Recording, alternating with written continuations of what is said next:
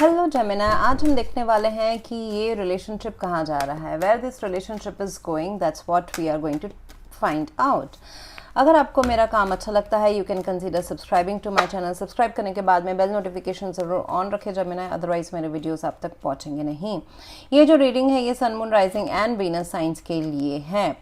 And अगर आप में से किसी को पेड पर्सनल रीडिंग करानी है ऑरा स्कैनिंग रिपोर्ट, जहाँ पे हम आपकी फुल लाइफ का प्रेडिक्शन देते हैं, और आपके ऑरा को स्कैन करते टाइम पे अगर हमको दिखता है कि कोई डार्क एंटिटीज़ है, ब्लैक मैजिक है, या फिर एंसेस्ट्रल आप बैगेज कुछ कैरी करते हैं, उनको आपको निभाना है, साइकिल कंप्लीट करना है, तो उसके जो रेमेडीज़ हैं that's also included in the same package.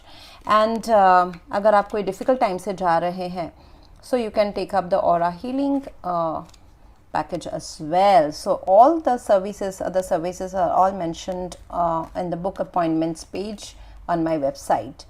So यहाँ पे मुझे दिखाई दे रहा है कि जेमिनी आपके जो पर्सन है वो काफ़ी इमोशनल है, शायद से थोड़े से डार्क है, हिडन है उनके इंटेंशंस या फिर उनके इमोशंस।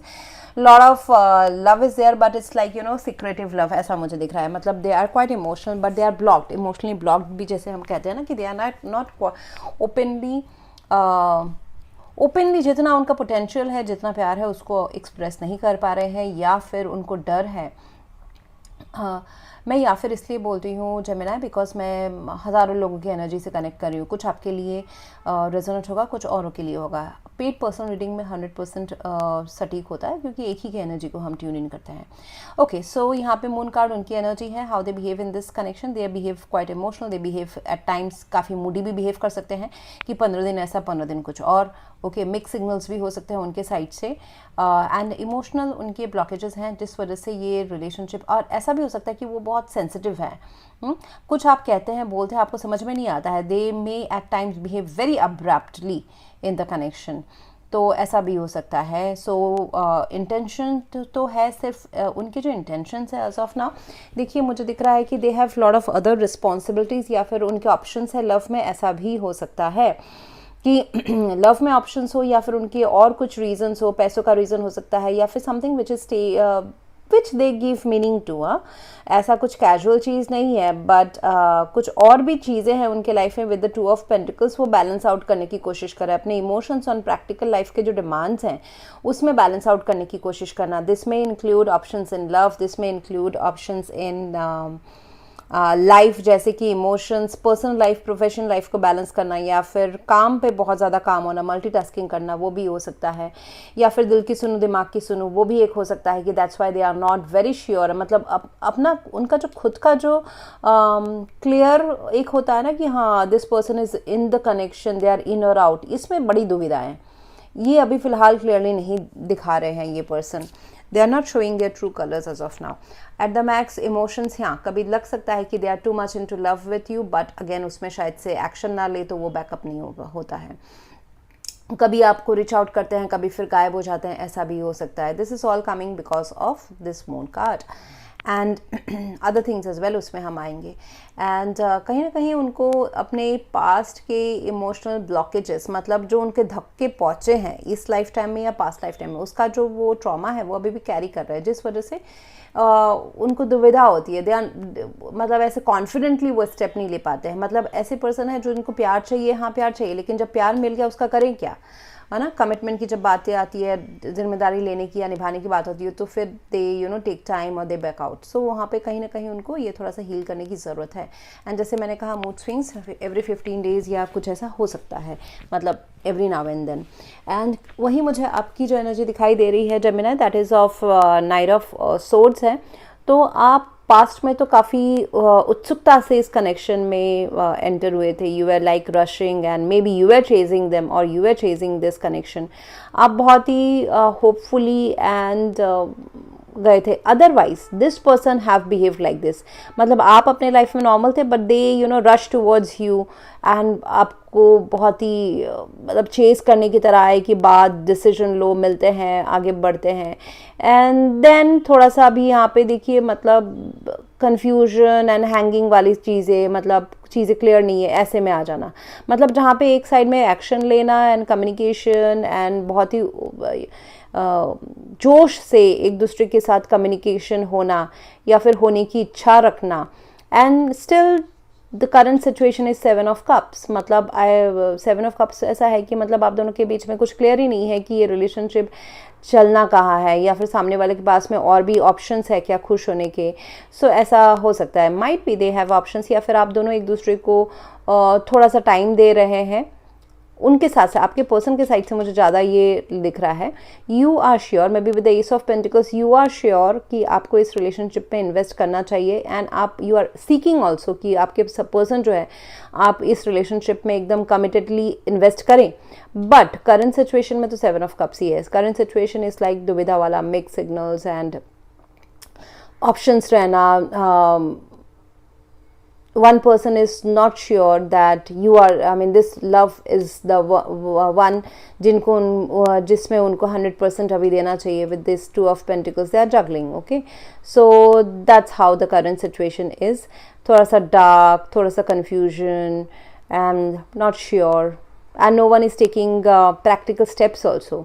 क्लियर नहीं है, कम्युनिकेशन भी क्लियर नहीं है यहाँ पे। अगर आप चाह भी रहे हो तो भी ये पर्सन आपको क्लियर बता नहीं पा रहे होंगे कि where this connection is going।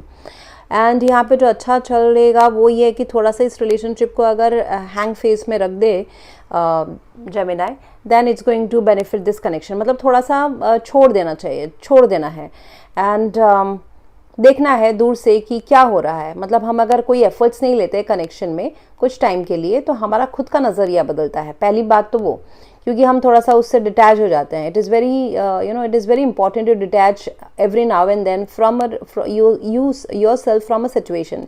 ये रिलेशनशिप हो, ये घर के मामले हो, ये ऑफिस के मामले हो, जब हमको किसी चीज़ का सोल्यूशन नहीं मिलता है, समझ में नहीं आ रहा है कि कहाँ क्या जा रहा है, तो थोड़ा सा डिटैच हो जाना, नहीं एक्शन नहीं लेना, थोड़ा सा मेंटली अपने आप को कट ऑफ कर देना, तो वो सारी चीज़ें हमको बहुत सारे आंसर दे जाते हैं। तो इस रिलेशनशिप में अभी थोड़ा सा एकदम 360 डिग्री ऑपोजिट एक्चुअली पासा पलटने की ज़रूरत है, तो ही ये रिलेशनशिप वर्कआउट करेगा।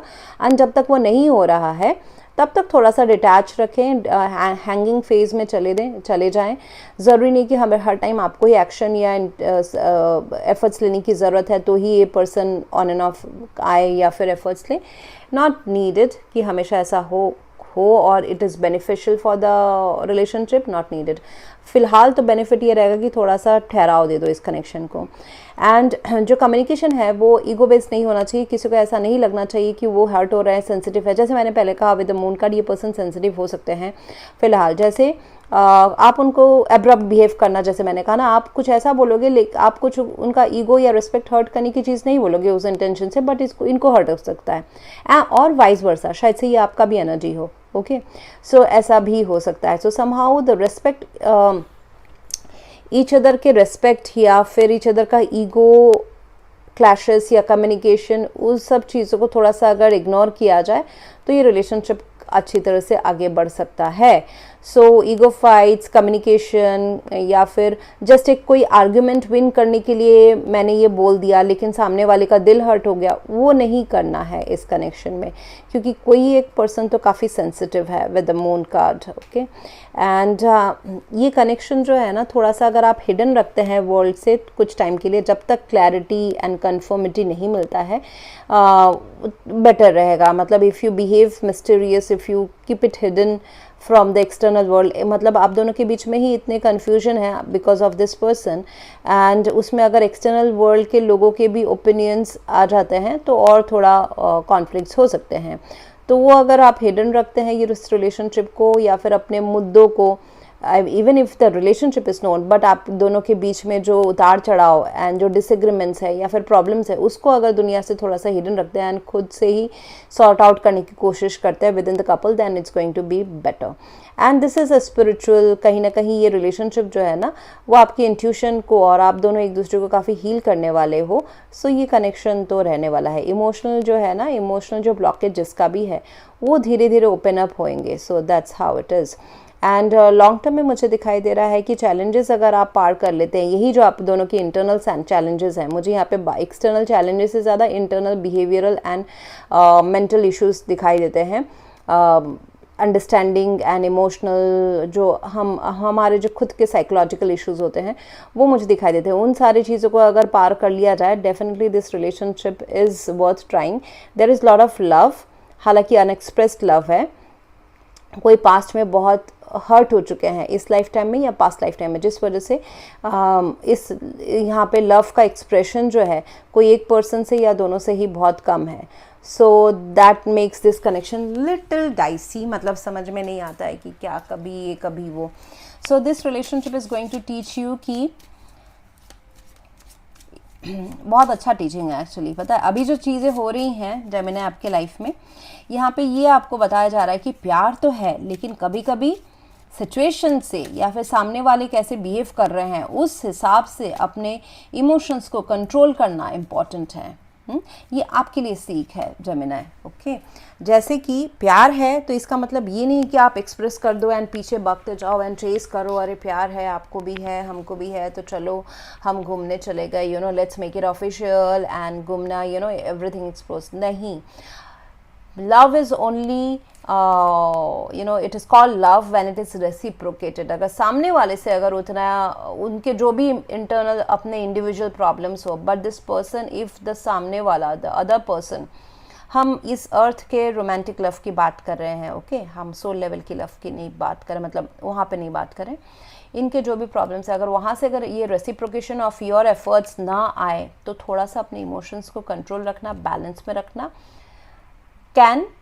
is better for the situation. Okay, so her cheese her time हमेशा एक्सप्रेशन ऑफ लव सही नहीं भी होता है. उसको सही जगह में सही किरदार के साथ एक्सप्रेस करना वो बड़ी बात होती है. Okay, so this relationship will tell you कि कभी कभी अब पावर क्रिएट करना चाहिए कि हमारा सेल्फ लव इतना ज़्यादा हो कि अगर हमारा प्यार सामने वाले पर्सन वैल्यू नहीं कर रहे हैं या कर भी रहे हैं but they are not coming forward because of their own problems, then we should be happy with our own self. हमारा उतना कंट्रोल होना चाहिए हमारे इमोशंस के ऊपर. ऐसा नहीं कि रात के 2 बजे, मतलब विदाउट क्रेजीनेस, रात के 2 बजे उठ के कॉल कर दिया. when the situation relationship is bad, if that is not your usual 2 बजे कॉल करना. ठीक है, मैंने बहुत ही एक रैंडम एग्जांपल दिया. when this moon card and the king, ये अगर एक्सट्रीम में हुआ तो क्या आपको क्या करा सकता है.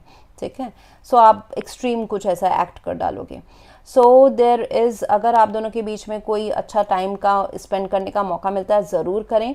अगर आप दोनों के बीच में ऐसा टाइम एक साथ स्पेंड करने का नहीं मिलता है तो अकेले अपने इंडिविजुअल लाइफ में ज़रूर करें, because that's going to heal you and heal this connection as well.